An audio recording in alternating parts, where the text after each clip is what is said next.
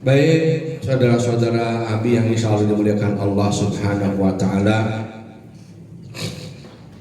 sebagaimana kita sudah ikuti daripada nasihat-nasihat para alim ulama tentang kenapa hidup kita susah, kenapa doa kita tidak dijabah oleh Allah SWT. Sampai Jumat kemarin sudah yang keberapa? Yang keempat. Satu, durhaka kepada orang tua. Kedua, karena dosa-dosa kita. Ketiga apa? Memutuskan tali silaturahim. Yang keempat, tidak bersyukur. Itu 4 poin, ada 7 poin. Kenapa hidup kita susah? Kenapa doa kita tidak dikabulkan Allah Subhanahu wa Ta'ala? Baik, sekarang kita lanjutkan mengenai yang kelima. Yang kelima, harus kita ketahui kenapa doa kita tidak dikabulkan Allah Subhanahu wa Ta'ala. Kenapa hidup kita ini susah dan susah terus.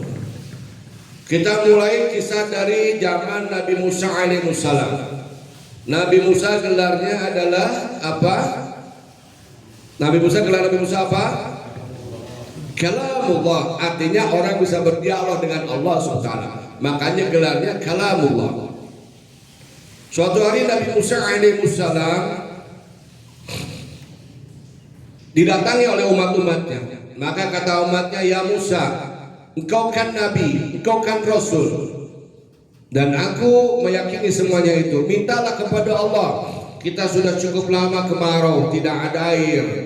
Tidak ada air yang Musa, kita bisa mati atau bisa kesulitan besar karena kita tidak mendapatkan air. Maka mintalah hujan kepada Allah Subhanahu wa Ta'ala. Dari beberapa orang minta umatnya Nabi Musa alaihissalam, maka Nabi Musa melakukan sholat minta hujan. Sholat minta hujan namanya sholat apa? Sholat apa Ustaz? Istisqa. Istisqa itu minta hujan, minta kepada Allah SWT. Karena Nabi Musa ini adalah kalamullah, bisa berdoa dengan Allah. Hasil daripada sholat itu, setelah Nabi Musa berdoa tapi hujan tidak turun-turun juga. Sedangkan yang berdoa ini Nabi, Nabi dan Rasul itu berarti orang yang dicintai oleh Allah. Sampai dia bingung, akhirnya dia berdoa, minta kepada Allah, ya Rabb, kenapa engkau tidak kabulkan doaku? Maka datang jawaban dari Allah SWT, ya Musa, engkau adalah kekasihku, engkau adalah nabiku.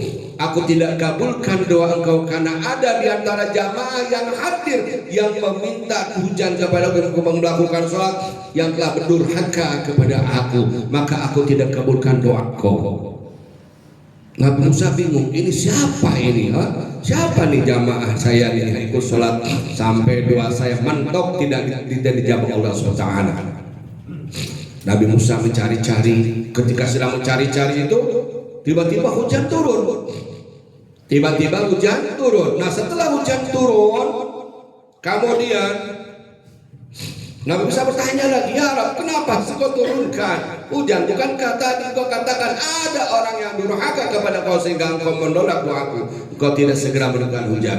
Maka kata Allah SWT, ya Musa, sesungguhnya hambaku, umatmu, ketika engkau mencarinya dia merasa memiliki dosa dan dia bertobat kepada Allah. Dia katakan, dia bertobat kepada Allah, dikatakan, ya Allah, mungkin doa Musa tidak dijabah oleh engkau karena apa?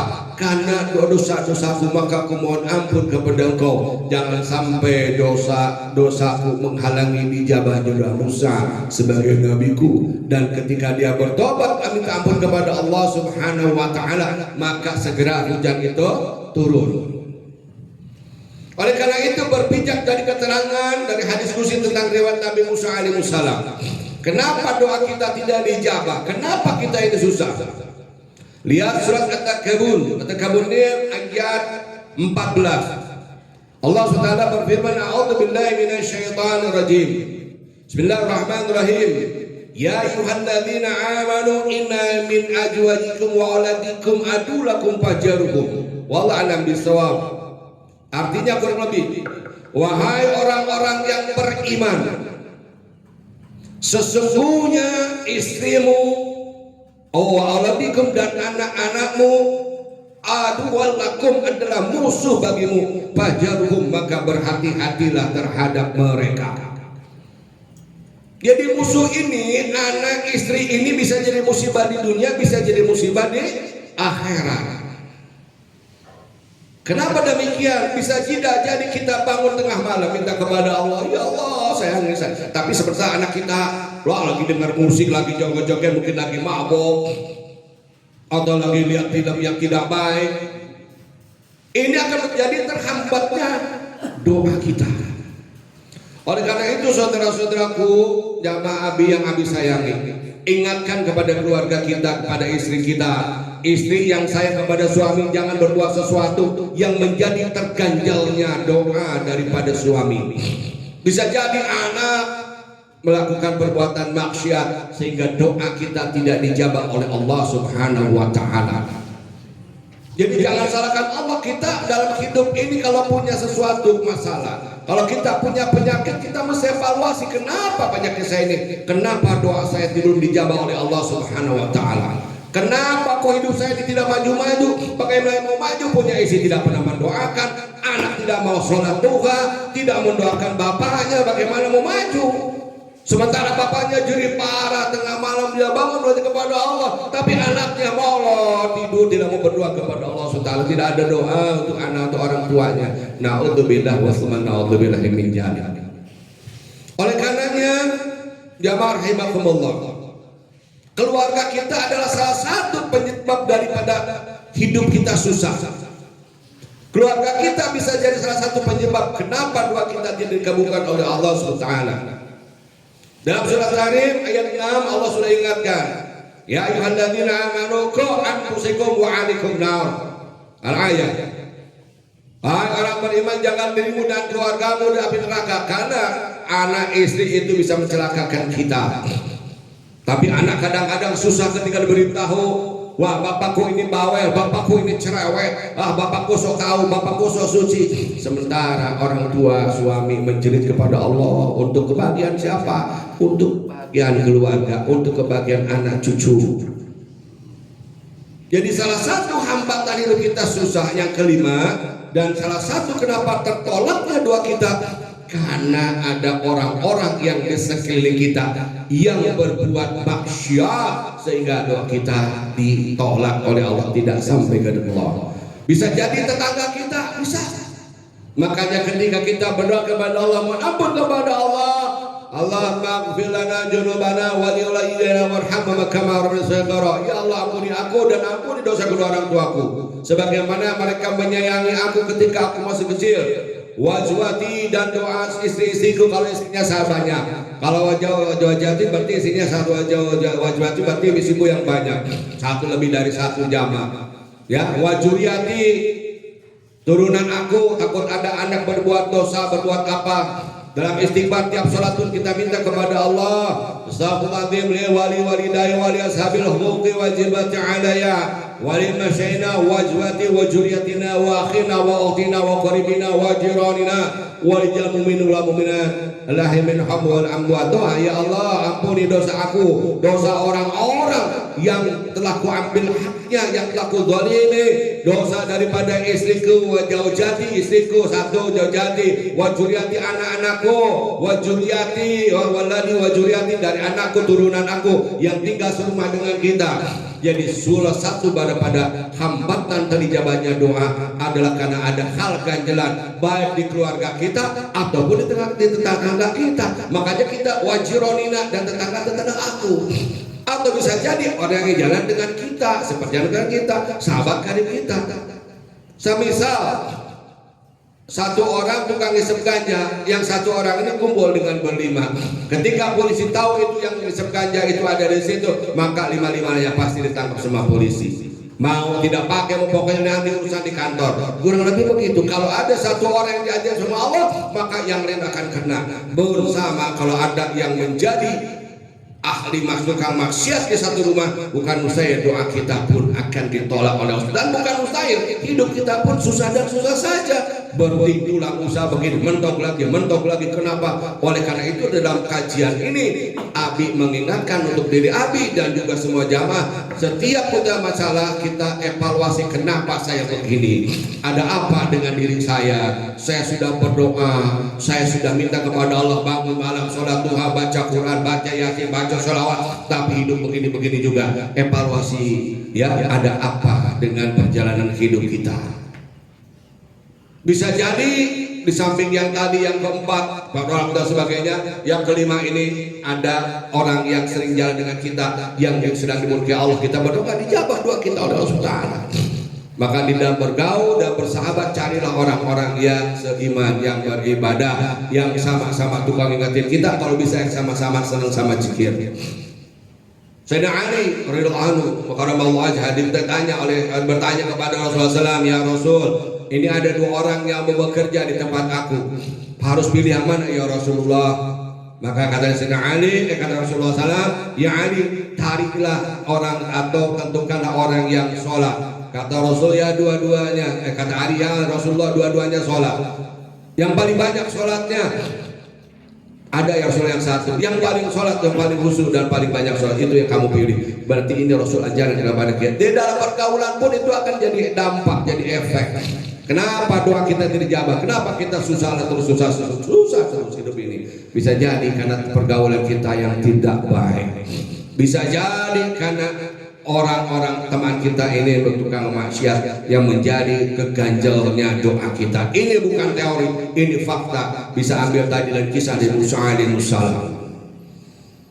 Para santri-santriat yang ada di sini, makanya doakan ibu bapakmu agar diberikan kemudahan urusan rezekinya. Anak-anak muda di sini, ingat kalau kamu berbuat dosa, berbuat sesuatu yang tidak disukai Allah, ingatlah bapak kamu jerih payah mencari rezeki, munajat kepada Allah SWT. Jangan jadikan terhambatnya doa orang tua kamu, rumah bapak kamu karena perbuatan kalian. Kita sudah sepakat bahwa yang kedua, salah satu hidup kita susah dan tertolaknya doa kita adalah karena dosa-dosa kita. Di mana Rasulullah pernah hadisnya pernah saya baca, pernah Abi baca, wa inna rajula la yaramu rizquhu min dzambihi yusibu. Jadi menghalangi rezeki kita ini adalah karena dosa-dosa yang kita lakukan. Oleh karena itu, koreksi diri kita sendiri. Seperti halnya kita mengobati penyakit, sekarang sudah mulai sampai kelima, kita tahu dari mulai 1, 2, poin kelima.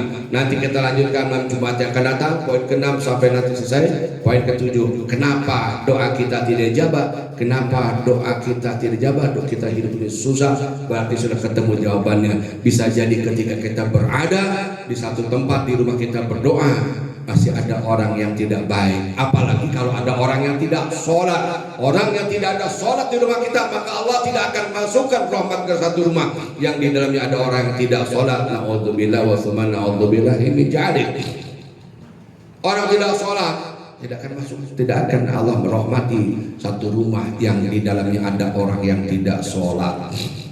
Nah, jangan sampai kita biarkan keluarga kita ada yang tidak sholat. Itu jadi bencana buat kita, musibah untuk kita. Doa kita tidak akan dijabah oleh Allah Subhanahu wa taala. Jadi jamaah rahimakumullah, Abi bukan menggurui, tapi sebagai rasa cinta kepada para jamaah, termasuk Abi mengingatkan kepada keluarga Abi juga. Tolong sayangilah orang tua kamu. Bukti seorang anak sayang kepada orang tua, bantu doa, bantu zikir. Toh orang tua berusaha bukan untuk siapa-siapa, ujung-ujungnya pasti buat anak, istri, dan buat cucu dan yang lain-lainnya. Bantu berdoa. Kalau orang tua sholat duha, ikutilah. Kalau berzikir, zikirlah. Tidak ada sesuatu pekerjaan ya yang berat bagi orang-orang yang benar-benar istiqomah melakukannya. Berat itu bagi orang yang kaslun, yang malas. Ya, lawan sama kita malas, karena malas al-kasr dari syaitan, malas datang dari syaitan. Ya, yang malas paksakan. Ingat, kita butuh Allah. Hidup ini yang menentukan Allah. Hidup ini yang menentukan Allah, bukan manusia. Manusia menyampaikan rezeki cuma wasilah. Kita perlu pertolongan Allah. Kita perlu rahmat Allah, kita perlu ridho Allah, kita perlu maghfirah Allah, ampunan Allah untuk kita. Kalau Allah tidak meridhoi kita, Allah tidak merahmati kita, Allah tidak menolong kita, kepada siapa kita minta tolong di muka bumi ini? Manusia menyampaikan rezeki kepada kita sebagai wasilah. Tetap pangkal yang paling pokok adalah hakikat Allah Subhanahu wa taala. Maka tidak ada sesuatu terjadi bukan minta izin Allah Subhanahu wa taala. Tidak ada sesuatu ini bisa terjadi tanpa ridho Allah Subhanahu wa taala. Jadi kalau kita tidak ijabah doa, kalau kita hidup susah, jangan salahkan kepada Allah. Tinggal kita mengevaluasi diri kita, ada apa dalam kehidupan saya, dalam rumah tangga saya. Ingatkan kepada istri kita, istri yang soleha, yang mengangkat derajat suaminya adalah orang yang ibadah, yang melakukan ibadah, yang mendoakan suaminya. Bukan sedikit sekarang, suaminya ibadah zikir, istri pergi kemana-mana, istri buka orang, sholat duha nggak mau. Istri yang soleha pasti sholat duha, dia doakan biar suaminya banyak rezeki. Istri yang soleha punya rezeki dari suaminya sebagian Allah bersedekah. Jadi anak, istri, turunan itu bisa jadi musibah kita, tertolaknya doa kita dan hidup kita susah. Ya, aduwalakum musuh bagi kita. Fajarun, kata Allah, hati-hati terhadap mereka. Salah mendidik, salah membimbing, mereka akan yaumil mahsyar akan jadi musuh kita. Na'udzubillah wa tsumma na'udzubillahi min dzalik. Jadi para jamaah rahimakumullah, pulanglah ke rumah nanti malam selesai dari sini, lihat evaluasi diri kita. Lihat HP anak kita, bisa jadi ada film-film yang nggak benar. Lihat kamarnya, bisa jadi ya dia sholat hanya amparkan saja pada tidak sholat. Sholat kamu udah tuh saja pada dia tidak sholat, hanya amparkan saja. Banyak anak-anak muda yang begitu. Nah, kontrol. Ingat ya, salah satu virus bakteri ya yang menyebabkan hidup kita susah, yang menyebabkan doa kita tidak dikabul adalah orang-orang yang dekat dengan kita. Insya Allah kita berdoa ya untuk mereka supaya mereka diampuni dosa-dosanya ya. Setelah kita minta ampun untuk diri kita, doakan tadi, ya Allah ampuni dosaku, dosa orang-orang yang telah kuzalimi, dosa istriku, doa anak, kalau nggak bisa bahasa Arabnya, doa anakku, doa turunan-turunan aku, doa orang yang dekat, dosa orang yang dekat dengan aku, dosa tetangga-tetanggaku, ampuni ya Allah. Jangan sampai doaku tidak kau terima karena pantulan, karena kesalahan dari dosa-dosa orang-orang yang dekat dengan aku, yang menghalangi ijabah doaku, yang menjadikan aku hidup ini susah. Insyaallah Allah Nabi sawab yang Abi sampaikan menjadikan wasilah ya kita memahami semua pada pengajian ini diterima oleh Allah Subhanahu wa taala dan kita diberikan ilmu yang bermanfaat, dan malam ini Allah anugerahkan kepada kita rahmat, maghfirah. Pulang dari sini kita mendapatkan satu kebahagiaan. Amin ya Allah rabbal alamin.